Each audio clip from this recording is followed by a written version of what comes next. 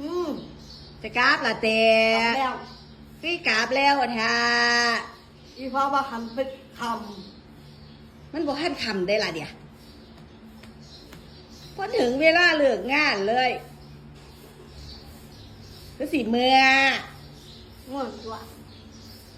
สิไปเอาบักหำแหละ หัวมันไม่ง่ายหรอก เอาบ่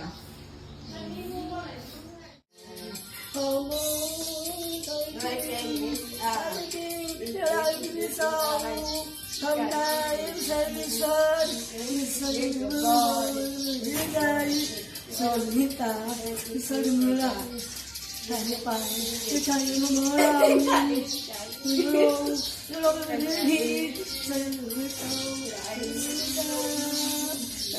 เยอะๆจะเป็นทอง